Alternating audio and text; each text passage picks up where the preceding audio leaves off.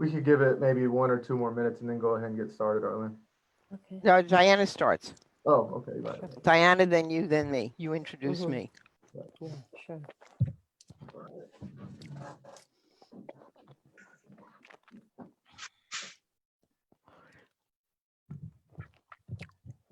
So if we start now with you and Diana letting people get on, because otherwise Okay. we're going to run out of time for Susan. That's my Great. biggest Diana, why don't concern. you go ahead and get started? Okay, let's get started. Hello, everybody. Good morning. This is Diana Ding. I'm the founder and CEO of Silicon Valley Innovation Channel, Ding Ding TV. And I'm also the board member of Silicon Valley Central Chamber of Commerce and being a member at Chamber for nearly 10 years. And thank you very much for attending this event. It's called Silicon Valley Business Forum, organized by Silicon Valley Central Chamber of Commerce, EDC International, and Silicon Valley Innovation Channel, Ding Ding TV. We started this forum from 2017. We have organized 12 of them. And this purpose is to support local business and share the information and opportunities. Right now is really a special time. So I want to, first of all, I want to thank to our board of Silicon Valley Central Chamber of Commerce. And also thanks to our member for your support. And thanks to Dr. Aline Diamond for being the wonderful moderator. Especially I want to thank to our speakers, Assemblymember Evan Lowe and County Supervisor Susan Ellenberg and Peter Cole, my friends for many years. Thank you. And also the expert in the insurance. So especially nowadays, while we're staying at home, and for especially for small business and large business, no business has been immune from COVID-19. So this is a moment for us to get together and learn from each other, especially find out and how can we get support. So we are very thankful to have our Chamber's president and CEO, Nick Kasper, and our leader from the Chamber to give us a speech. So let's welcome Nick Kasper. Well, thank you, Diana. I'm Nick Kaspar, the president and CEO of the Silicon Valley Central Chamber of Commerce.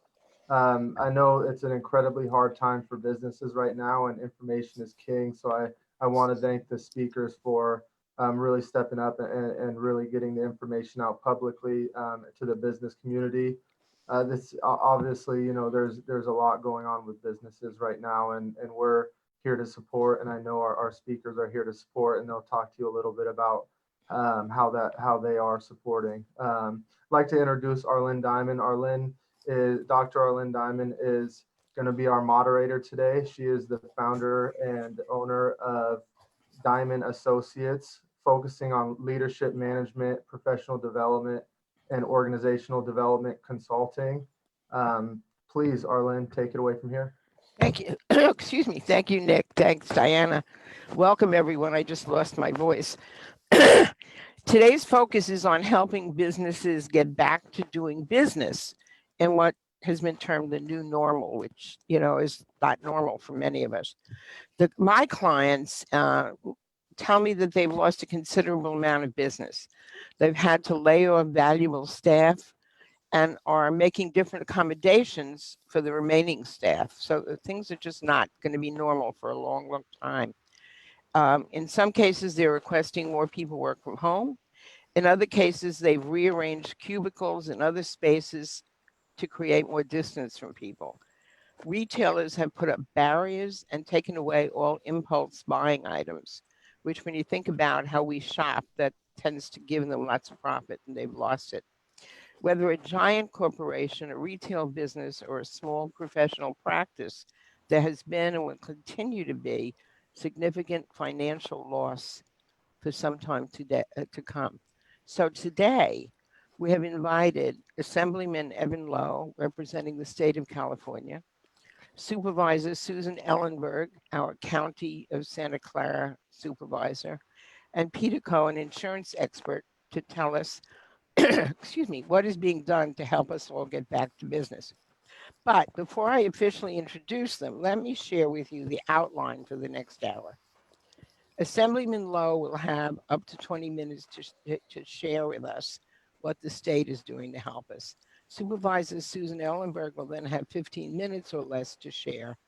And because she has another commitment, we're going to, right after she speaks, allow a few questions from people wanting to ask her questions in particular.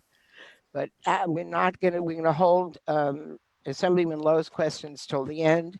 And then after Susan and a couple of questions, we're going to have insurance expert Peter Cow speak for us. So hopefully that'll work for you, and hopefully we'll be able to do it in the allotted time. So let me start by introducing Assemblyman Lowe. Assemblyman Lowe is the youngest Asian American to have been elected to California State Assembly. He chairs the Business and Professions Committee, a lifelong resident of Silicon Valley. His district represents us. He's been the youngest to be elected to several other offices, including Mayor of Campbell. While on the council, excuse me, he promoted small business and job growth choking to death by cutting red tape and streamlining the licensing process for business owners. Mr. Lowe, I did the same for the city of San Carlos, so I applaud you. Mr. Lowe has been named Legislator of the Year by TechNet, which is the Computing Industries Association. He has also received significant recognition by the California Faculty Association, Cellular Telecommunications Industry Association, the California District Attorneys Association, and the Faculty Association of California Community Colleges. He taught American government and political science at De Anza Community College. I taught at De Anza too, come to think of it. He earned his degrees from De Anza College and San Jose State University, and then graduated from the Senior Executive in State and Local Government program at Harvard University.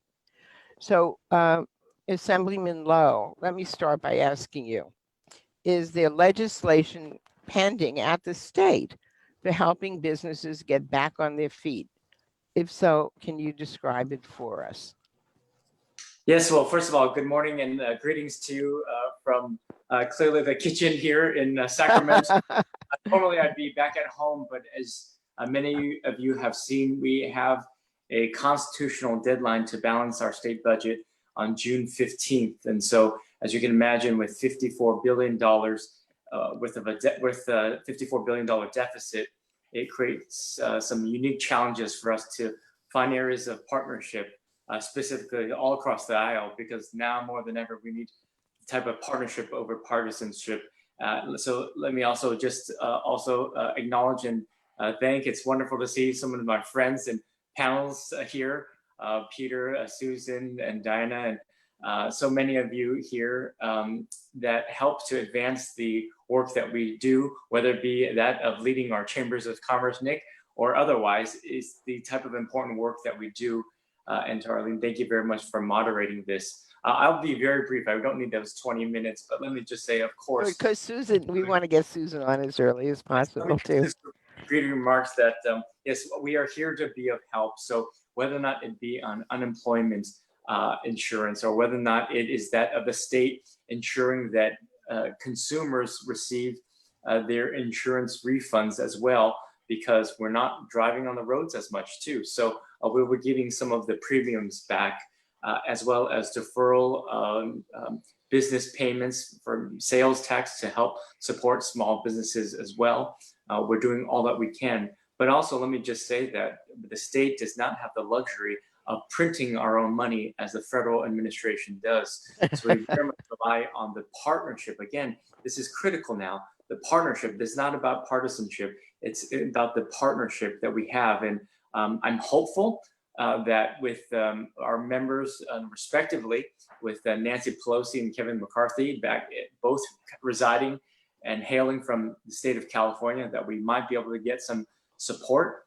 And again, the key word is hope, but hope is not a strategy. So let us ensure that we are engaging in these fruitful conversations. And that's why I appreciate the opportunity to participate today. Thank you. So I sent you a list of questions. So let me ask you this. What role will technology play in getting us all back to work? I mean, obviously look at what we're doing right now, as a matter of fact, instead of, sitting at Diana Ding's TV studio. So how are things changing, and what will technology bring? Well, technology is such that, I mean, we're able to facilitate and see this in real time from the comfort of our homes. And in fact, I was on the call with the Campbell Chamber of Commerce the other day, and one of the questions was, why can we not utilize technology to solve so many of the problems with respect to the COVID pandemic that perhaps we would have seen in other countries, whether it be South Korea or Taiwan or China? And I said, oh, okay, well, let me just outline this for you with respect to technology. Yes, we are the home of innovation. Yes, the technology is. Having said that, there are some unique circumstances at the same time. So, for example, in South Korea, yes, they are utilizing the technology that exists, and they have contact tracers and alike. But here's what happens, which is different: the issue of privacy. So when there is a case that is known and is recorded in South Korea, what they will do, the government will look around that geographic radius, the radius of where that case occurred, and actually utilize the technology. So they have access to bank financial transactions and statements, and they will also go to the telecoms and track your cell phone data within that geographic region, and then go and inform and go to the homes of those individuals. Now, the question then becomes, would we as Californians be okay if our bank institutions, Wells Fargo, Bank of America, whatever it might be, would we be okay with knowing that the government can go and utilize our financial transactions of credit cards and otherwise, and then trace us and follow and track to see where our movements have been? And I'd suggest that we very much prioritize our privacy. Right. Sort of a constitutional right. So yes, where is the balance? Do we want to utilize and do something like that? Or do we make sure that we have the constitutional protections that are also in place? So it's not just as easy as just saying, yeah, let's engage and utilize the technology that exists. There are certain mechanisms that we must abide by, and that is that of the democratic process that exists. That's the distinction between federal, state, and local. Yeah, that's an excellent point, because people are very much afraid. So let me just switch for a second. I've been hearing that there's controversy between what the state is saying we can do in terms of opening businesses and the kinds of restrictions, and what different counties or cities want to do. And I've heard somebody say, I can't remember who, heard somebody basically say, well, we don't have to obey what the state mandates. And then I've heard somebody else, an attorney, say, no, the law comes from the state. What's going on? Well, I just love to see that so many of us were smiling when you asked my very own supervisor, Ellenberg. Let me just say outright, very clearly, that we must all abide by the safety and protections that our government officials and health officers are providing, number one.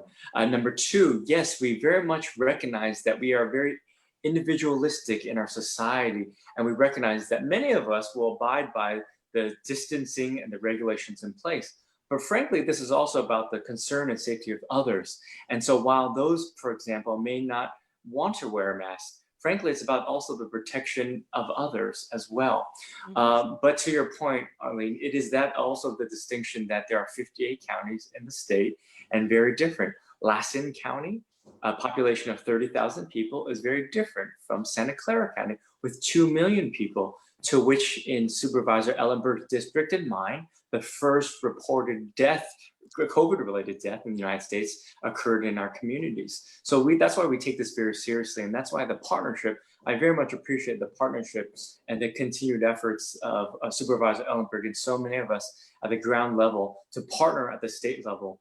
We are in sync to be able to have these conversations. But I think that's where you see in the media the distinction and some of the challenges that exist. To some counties have a distinct difference than that of others. So that's why you're seeing different variations in guidances. Well, here in Silicon Valley, I know, we're one of the more vulnerable counties, actually. But So I think, we're being super cautious. Thank you. What specific ideas do you have? What have you proposed in terms of going forward? Well, I think, again, when we are faced right now with the immediacy of $54 billion in cuts. And what is unfortunate is Wow. I've seen this before. I've been working in the legislature now for close to 15 years now. And when I first started, we saw the downturn significantly occur. So what we need to look at is structural reforms. We know that the economy is cyclical and that it goes up and down. So how do we ensure that we have more sustained revenues so that we don't have to fluctuate so greatly in looking at the sort of the challenging times to which we either are feast or famine. We're looking at increasing taxes and revenues, or it comes to devastating cuts. We should be able to look at things that are balanced in that approach and that we are doing no harm to our local communities. And that's why, again, the advocacy from our county leadership is so important, because they receive so much of the funding directly from the state. And I cannot in good conscience go back home to see all of you and say, I advocated for the best when we're making $30 million, for example, in cuts to Medi-Cal programs that go directly to people who need it in Santa Clara County, which then depletes the matching $30 million in federal dollars for individuals who are attempting to get public services that need it the most. Wow. Do you have any final thoughts? Anything else you want to share with us? Well, I just would hope that we get beyond just the social media and the rhetoric of what is going on. And again, think about how I can contribute and be a contributing active citizen in our society. So much of it is just very individualistic, that I'm not going to abide by these rules because I can take care of myself, or I don't need to wear a mask because I'm 6 feet distance, but rather think about the other individuals, think about not infecting the others. You might be protected yourselves, but think about the others around you. That is great advice. Thank you. Are you going to stick around with us for questions afterwards? Able to hear from my own, because I'm also absorbing information in real time. Okay, good. I'm really glad. And thank you so much for shortening your time so that Supervisor, we get rid of that. Supervisor Ellenberg can speak. So let me move on. Thank you so much. Supervisor Ellenberg, I hope you're available. Ready to go. Okay. Yeah. Arlene, yes. Let me do a Go formal ahead, introduction please, for a go. second. Supervisor Ellenberg represents about 400,000 residents in District 4, which includes many of the Chamber's members. She serves as the chair of the county's Public Safety and Justice Committee and is the vice chair of the Health and Hospitals Committee. I thought it was hospitality when I first read it. She serves on several boards as well, including First 5 Santa Clara County, Joint Ventures Silicon Valley, and Silicon Valley Clean Energy. Excuse me. Prior to her election in 2019, she served on the San Jose Unified School District Board of Trustees. She's a tireless champion for helping children, all children. Currently living in San Jose, Ms. Ellenberg was born and raised on the East Coast and attended Columbia University School of Law. She has worked as a real estate and land use attorney and as a social justice educator. Supervisor Ellenberg, you have as much time as you have that you can share with us, up to 15 minutes. Thank you so much. Oh, apologize, Arlene. No, that's okay. What is the county's strategy for moving closer to an end to the shelter in place? That is really the $64,000 question, or if you're looking at our county budget deficit right now, it's about the $250 million question. Let me start by thanking you and Nick and Diana, the Silicon Valley Central Chamber of Commerce, for inviting me to participate in the panel today. The work that you and local chambers and business associations are doing, even in this time, to stay active, keep your membership informed, and be engaged with your communities is really important and really deeply appreciated. I also want to recognize Assemblymember Evan Lowe for his tireless work on behalf of our community. It's his deep understanding of the central role that small businesses play in every neighborhood, every local economy, that serves us all so exceptionally well. And I'm really grateful for, I would say, your leadership. I don't see your face. His leadership, your leadership, Evan. Thank you. And also to everyone who is listening, I want to take a moment as well to thank the businesses who continue to provide essential services to residents and to the businesses supporting our frontline workers. Your unwavering support is appreciated and it is noticed. During the past 11 weeks, the county has partnered with community-based organizations, nonprofits, and our cities to be able to support residents and local businesses to the greatest extent possible. We've partnered with Working Partnerships USA to help residents navigate COVID-19 assistance and safety net services. The county, the city of San Jose, and agency partners have provided some relief to residents and businesses through Silicon Valley Strong, and we are continuing to do so. The county's also built dedicated web pages for businesses specifically in need of support in the early phase of COVID-19. And here in the city of Santa Clara, your local government has graciously directed money for grants to provide some relief for small businesses. My office has routed questions from many of you, from residents, community organizations, and businesses to the county's Emergency Operations Center, Business and the CBO liaison for additional guidelines and for clarification regarding restrictions that often are less clear than we would like them to be. Additionally, my office is keeping an eye on legislation at the state and federal levels that can provide relief. I share a lot of your frustrations with the pace at which we are moving to progress out of the current shelter in place. But the fact that our county's case data is so strong is because of, and not in spite of, our public health officer's approach. Dr. Cody's number one priority is saving and protecting life.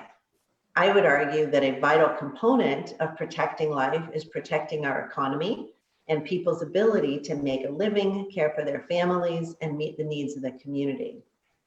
And while I may not have the authority, I don't have the authority to amend or lift the shelter-in-place orders, I do play a role in making sure that our county is properly directing resources and support in the right ways that will bring us closer to the reopening, to the safe reopening of our county.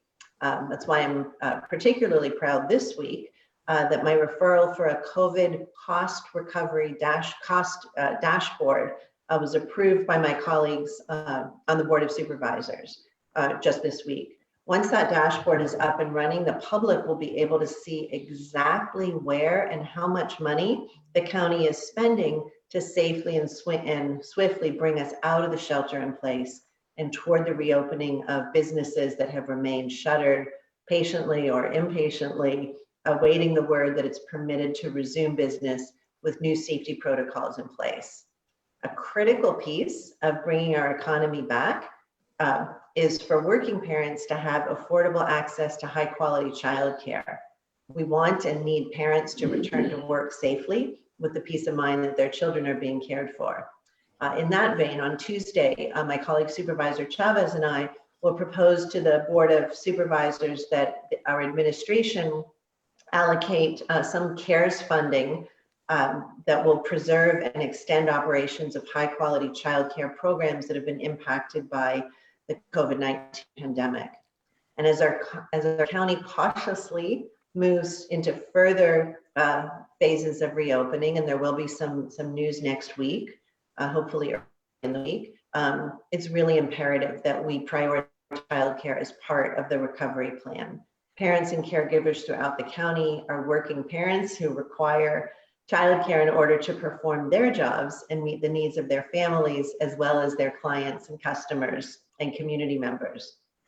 Currently, schools and summer options for children and youth remain ambiguous. And if we're serious about our plans to lift the shelter in place in any scaled capacity, and I believe we are, then we must include mitigation for childcare as a key component of that recovery. So I'm happy to stop there and answer whatever questions you all might have. And as Arlene indicated, I do have another program to get onto. So if I don't answer all of your questions, one of my team members, Jasmine, is in the chat box and I think can post on Facebook Live too. My email, my county website, lots of ways to reach me. So if your question isn't answered now, please don't fear. I absolutely will get back to you if you reach out directly to us. Susan, So happy to. yeah, I've lost my voice completely. You talked extensively about our need for childcare, but what is actually happening to get kids back in the schoolroom? Kids of all ages. Yeah, so that's a good question. Generally, when we talk about childcare, we're talking about infants, toddlers, Right. and preschoolers. But with the closing of the K-12 system, for emergency workers, essential workers, they were suddenly in an extremely tough bind because they still had to go to work and all of those traditional options for their kids disappeared.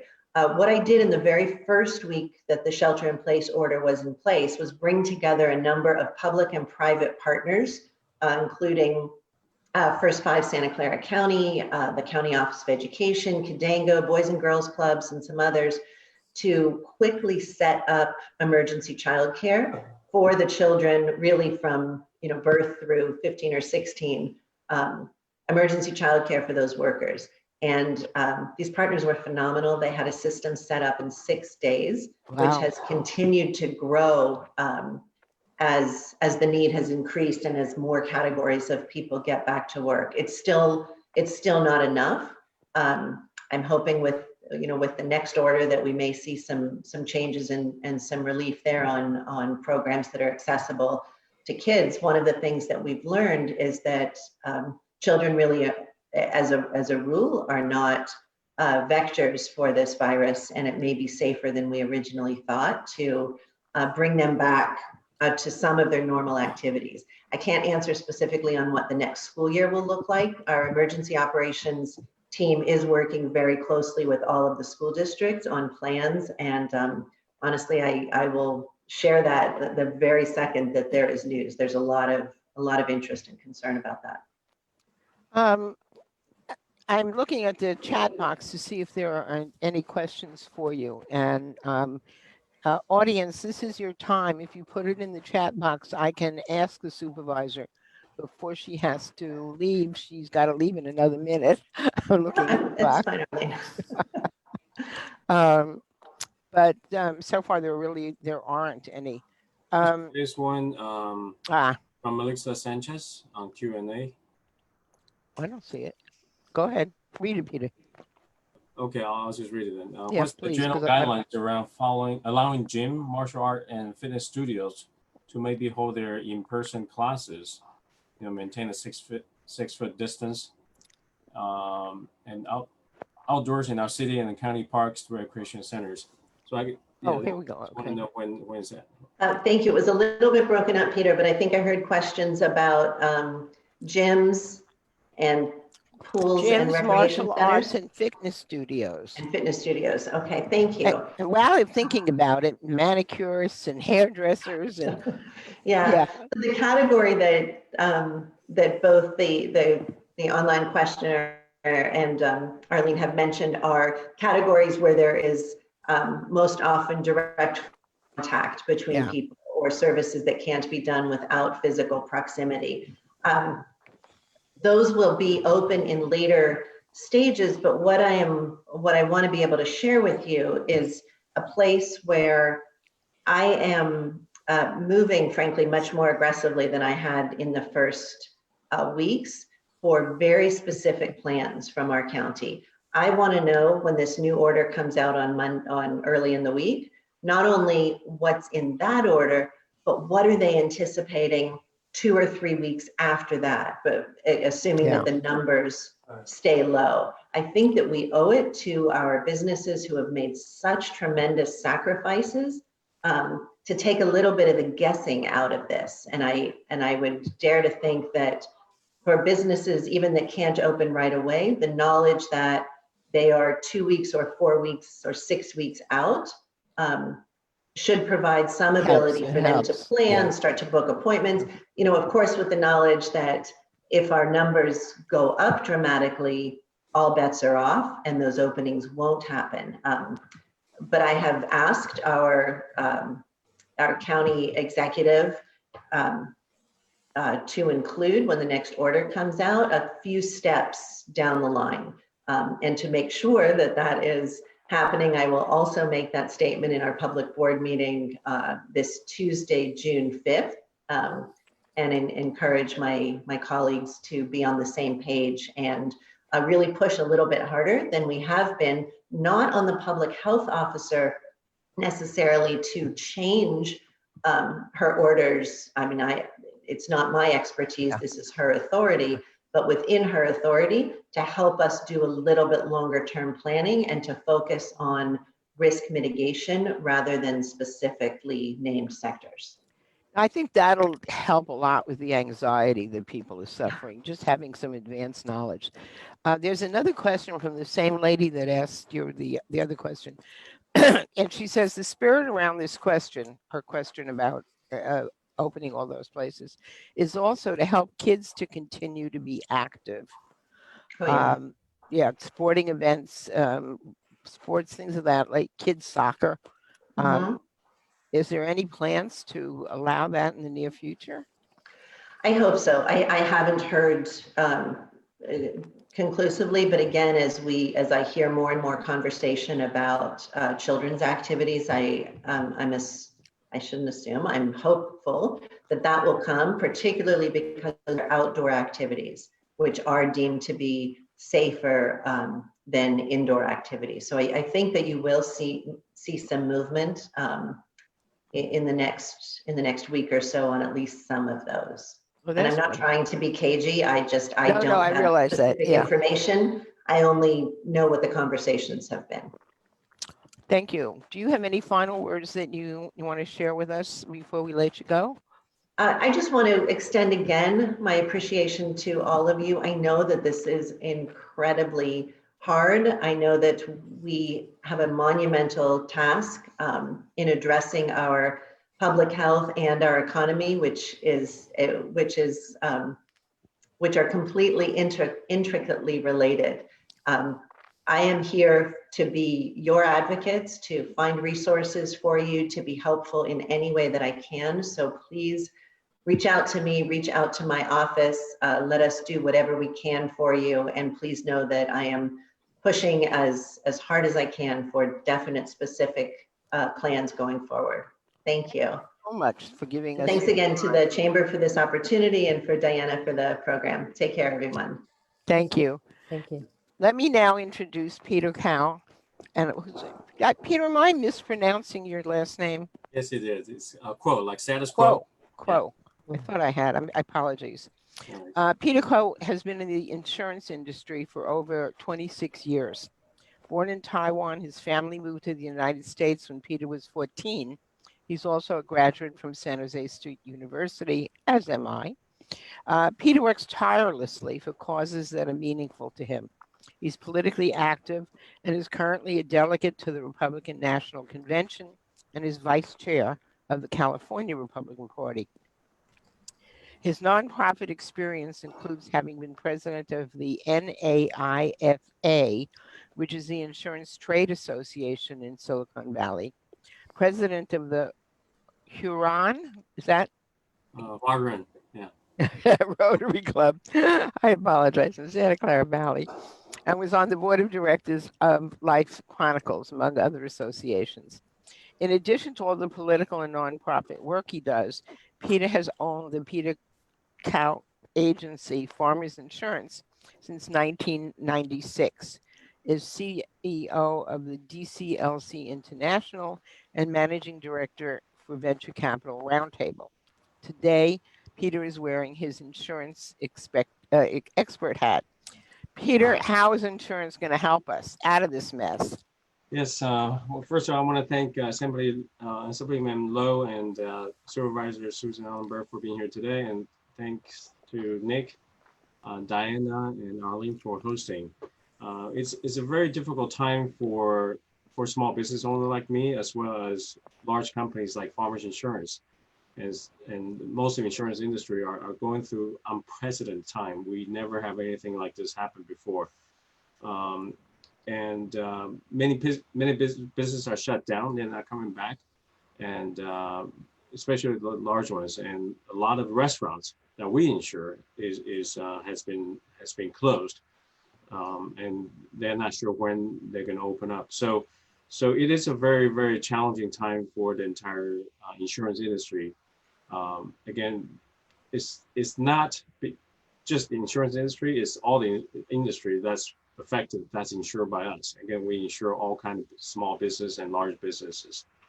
And so what we've been trying to do and have been doing, again, there are two sides of insurance, right? There's the commercial side of things, and there are the personal lines of things. On the commercial side of things, we are cutting the premium by 15% for the month of April and for the month of May. And we're not canceling your policy if you pay late. And we understand when the business has zero revenues, it's impossible to make all ends meet, trying to pay the employees plus. Again, the payment for insurance company usually comes to last because tendencies are they take care of their employees first. And here are the bad news. Unfortunately, pandemics such as this is not covered by business interruption clause in your policies. Oh, wow. Is not. Just like a nuclear bomb went off, right? Those are not covered. Riots and civil unrest are covered. So if your business is damaged during civil unrest, those are covered. And but again, business interruptions like pandemic and nuclear wars, those are not, or wars in general, are not covered in your insurance policies. Now, so as an industry, we're doing a lot trying to accommodate the small business owners to talk to them, and that's why it's really good that you have an agent that you can talk to, so they can assess your needs on an individual basis. Now, coming on the personal side, what Farmers Insurance has done is given 25% discount or rebate of your April premium. Again, people are not driving as much, just like Assemblyman Low says, which is correct. And but also we're seeing people start driving a little bit more now. So we just took in a couple of claims this morning, heart breaks-ins, and also a small fender bender, which is unusual, which is not unusual, I should say. Yeah. And the same thing, we're not canceling your policies, and we're waiving almost all of the late fees for your personal auto insurance. And Arlene had asked earlier about the health insurance. Now there are, again, two types of health insurance: your personal with Cover CA, Cover California personal health policies. Those are still ongoing. And I'm not sure what the government is doing in terms of, if you don't pay the premium, what happens? What about if you're laid off? Yeah, if you get laid off, again, the system of COBRA is still there. You can still buy COBRA. But I've been advised, because COBRA is very expensive. I mean, isn't COBRA just for 1 month though? It's actually 6 months. Oh, is it 6 months? Yeah, COBRA is up to 6 months. But a lot of people, when they saw the COBRA's premium, they went through a sticker shock. What I've been telling them, if you can, reapply for Cover California, where the premiums are more reasonable. And that's pretty much on the health insurance side. I got some questions on people are asking me is, if I die from COVID-19, is that covered? And the answer is actually absolutely yes, it's covered. If you have life policy and you have COVID, it's actually covered on the life insurance side.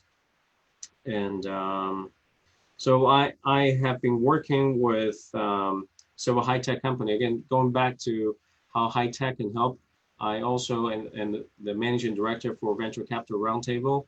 So what we have been doing is looking a lot about proven technologies that can help with the viruses. So far we have vetted 3 very, very promising companies. They have products that can actually kill the viruses. One is utilizing a hydrochloric acid, like a bleach, fog type machine that actually can decontaminate the entire room in a very short period of time. That's technology number one. Number two is a ultraviolet LED light, UVC, which has the shortest wavelength that also can kill the virus on contact. And we'd love to share those technology with the state government so that perhaps they can look into it in addition to buying all those PPEs.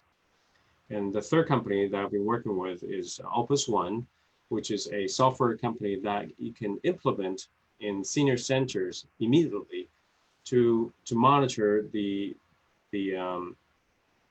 progress or the infections of the senior centers, which are a huge part of the death and infections in over the country. So again, those will be technology I would love to share with Assemblyman Lowe to see if they can look into it. And it's really not about buying and selling technology. It's really what we can do from Silicon Valley, what we can do to mitigate this horrible virus. And that's pretty much all I have to say. But I wish if Assemblyman is still listening, I hope you can hear me. What we desperately need from the business community and insurance companies is actually hopefully a legislation to reduce or eliminate our risk for doctors. For example, I was at the dentist the other day. I went through temperature screen, wearing a mask, wash my hands. I did all that stuff. I say, this is, of course, a lot more stringent than Costco, right? Costco just see if you have a mask on. But what all those voices that we have, small business owners, can you legislate something that would alleviate the liability part of small business owners or restaurant owners, for example? If we follow those guidelines from the state, from the health department to reopen, we don't want the customer to sue us for saying that I caught COVID at your place, Right. Which is impossible to prove, but also it will create tremendous burden for the business in terms of defending themselves. Defending themselves, right? Yeah. So I'm hoping that you can come up with a bipartisan legislator to protect business or even government buildings by saying that, hey, if this COVID-19, make sure that there's funds there to make them better if they actually caught this virus, instead of endless liabilities that could, or even workplaces, right? So Facebook, Google, now they say you stay home until end of the year, right? Don't need to come to work anymore, for the fear that they might get sued by their employees for catching COVID-19. So that's something I wish, you can start considering to protect small business owner like me. If I have a customer walks in and they can say, oh, I caught COVID-19 at your place, now I have to defend myself. I just don't have the bandwidth to do that. So I hope. Assemblyman, would you like to comment on that? Yes. I mean, know that absolutely, and I'm glad that you brought that to my attention and everyone else as well too. And we are absolutely in real time trying to assess what we might be able to do to look at the mitigation efforts, specifically with all that are impacted. So yes, absolutely, we'll take a look at that, which is why similarly we mentioned earlier about on that of insurance and ensuring that consumers should not be charged when they aren't actually utilizing the product or the service. Or for example, an issue that I'm working on right now, specifically in San Jose State and a number of community college, in which you have nursing students who are just about to graduate. Oh, yeah. COVID pandemic, they're not able to get their clinical hours in person. So and these are the frontline people that we need. Similarly with these teachers who also got caught in and did not get their in classroom hours as well too. So how do we make sure that you have real-time opportunities to make sure that we have individuals in California get out into the fields, because we need them more now than ever, while also ensuring that you have the protections and the quality education as well too. So these are the real things in real time that we're doing. In addition, for example, to the issue of housing, well, we want to say that we're going to have an eviction moratorium. There are proposals on rent freezes, but then similarly, you also know that you have landlords who they're not going to get any specific relief on making their mortgage payments necessarily or property taxes. So this is a cascading effect. When you focus on one, it'll have a cascading impact on another. So we're trying to make as much of a comprehensive approach as possible. But again, that's why I think there's so much value in this conversation, to which I can hear from you, because you are the subject matter experts in your respective fields and you're seeing on the front lines what's happening too. So I very much appreciate this dialogue. You know, it's interesting with what you just said. Is I used to, years ago, I did a lot of supervision of post and pre-doctorate interns in psychology. And that hands-on supervised experience is so much more valuable than most of the classroom experience. And so to deprive nurses, teachers of those experiences is dangerous. But I also agree with what you're saying in terms of the importance of getting them in the front lines. That's, Yes. it's a tightrope kind of thing. It is absolutely. And again, technology, we have simulations. So could the nursing students and teachers utilize simulation? Not as well. Complement your hours. Or could we postpone some of that and just getting them in the classroom while it's ongoing? So these are the type of challenges. And again, I think it's sort of funny that I say this, but sometimes we have too much democracy. Yes, we like our democracy, but we're so democratic that the bureaucracy is so slow to focus in real-time efforts. And so you give up some of these efficiencies, which goes back to the other point when I talked about technology.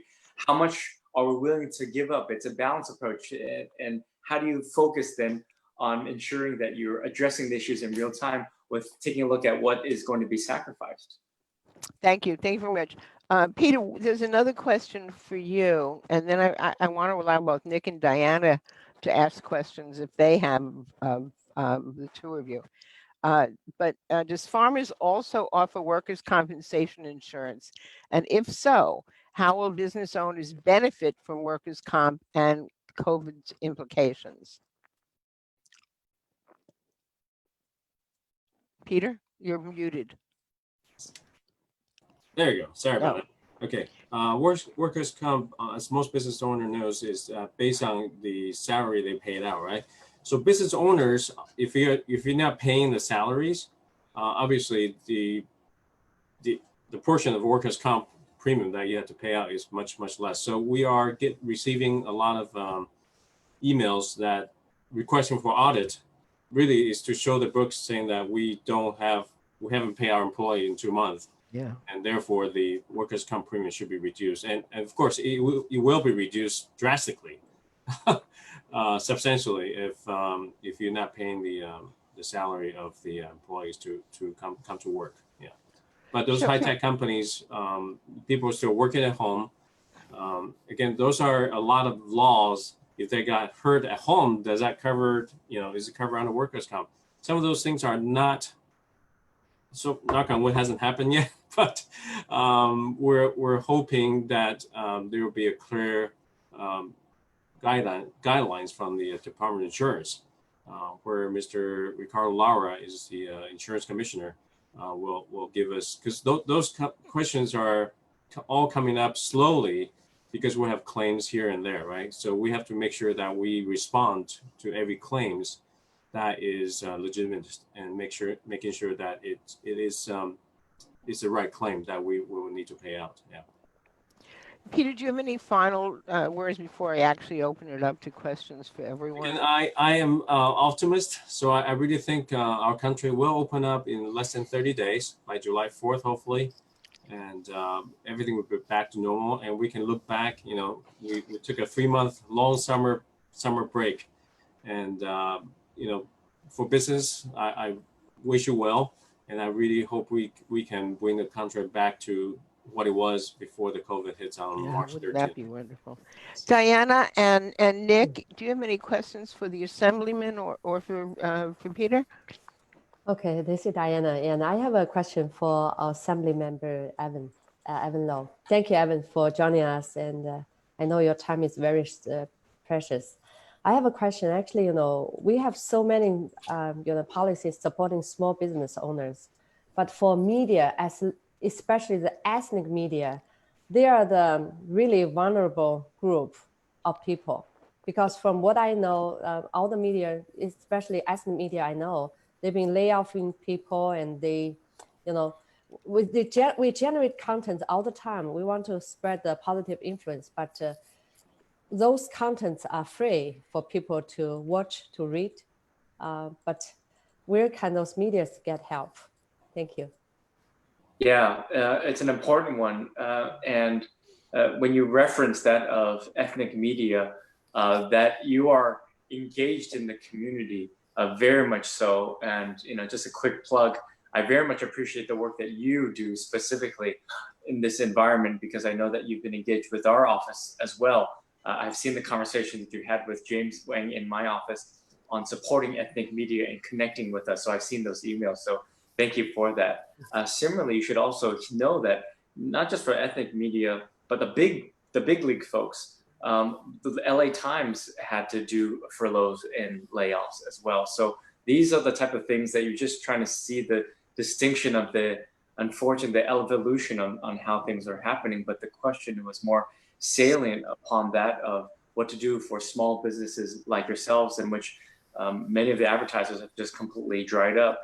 But we do offer, the state and the federal administration has offered, again, the PPE loans to help us continuously on payroll, as well as the Small Business Administration and also unemployment. And many of these are forgivable loans. So please feel free to connect with us so that we can provide you some of those resources.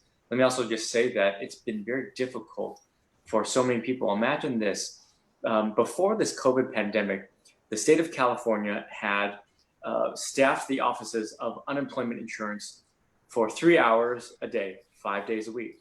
Again, Monday through Friday for 3 hours a day, 9 a.m. to 12.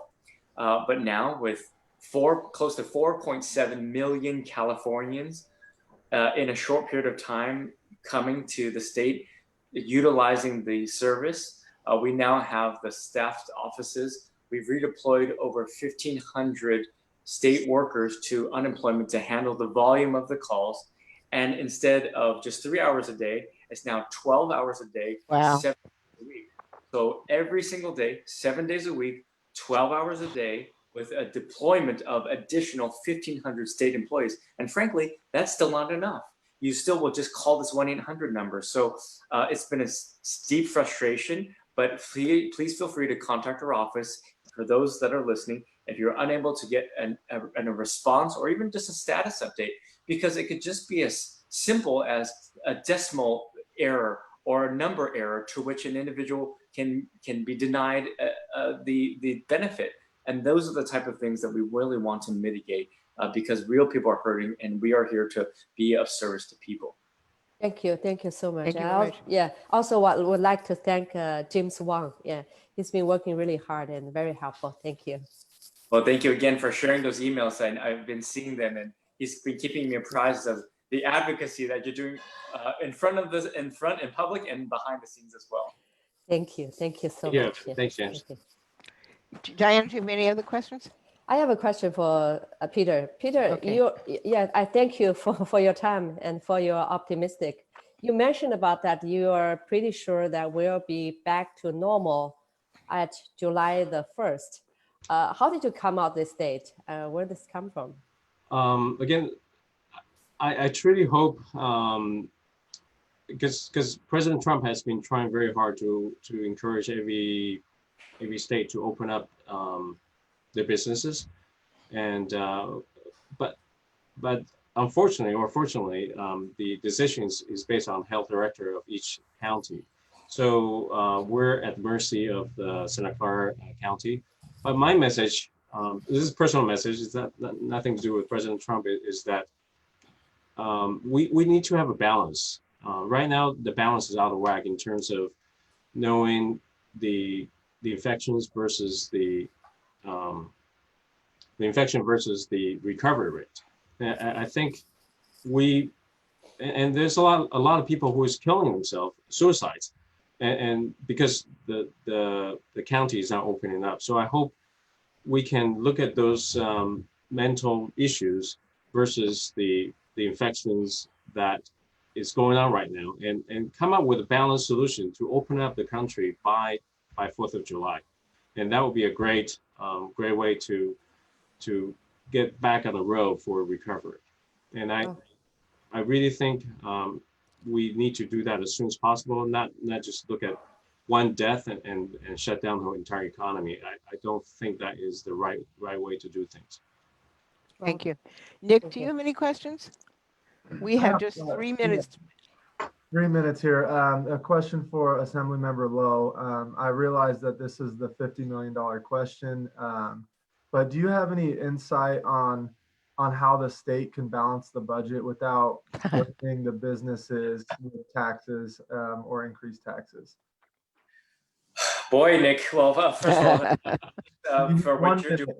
doing, thanks for what you're doing, because you're on the front lines, and as genuine as can be. All of you, I very much appreciate the perspectives that you're doing, because you're advocating for the communities and the industries that you represent, and you are the subject matter experts in this field. So that type of advocacy, I think, is very important, because this is part of the democratic process.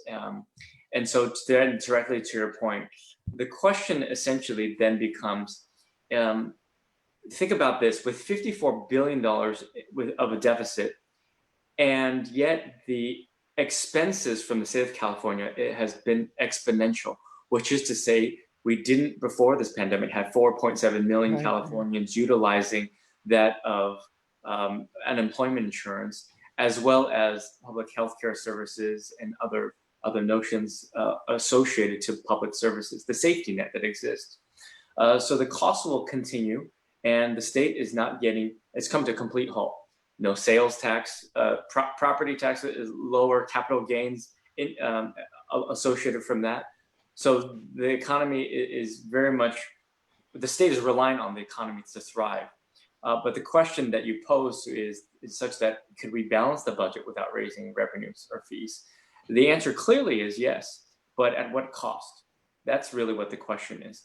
Are we willing to say then, for example, in the Cupertino, I want to just illustrate, it is difficult in a very short time to oversimplify this on simple notion, but know this: even before this pandemic, the Cupertino School District, one of the wealthiest districts in the state, one of the largest in the state, with the most valuable company in the state of California, and the second most valuable company in the world, Apple, has 6 consecutive budget cuts at the district level.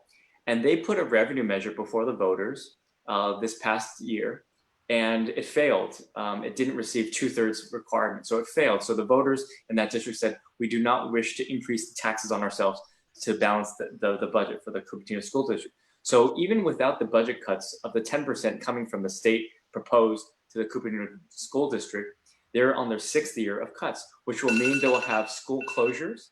Cupertino School District will take a look at school closures, as well as sharing principals between different campuses. So I mention that because that is basically the question that we have to pose ourselves. If we're okay with that, then we will make those cuts. If we're not okay with that, we will need to look at revenues. And yes, it is bad economics to be able to look at saying, do we raise taxes during a recession? That's not prudent. But this is sort of a value statement then about what we're willing to see. Do we want to see the devastation to our schools? I would suggest and articulate during this time, we assess going back to our key core principles of key services from the state, and trying to hamper down on maybe some of the bold and audacious goals that we have, and going back to some of the core issues at the time. And then we can reassess accordingly. But I don't have an easy answer. Frankly, everything is on the table to be able to say how we make up the $54 billion, including revenues and including significant cuts all across the board.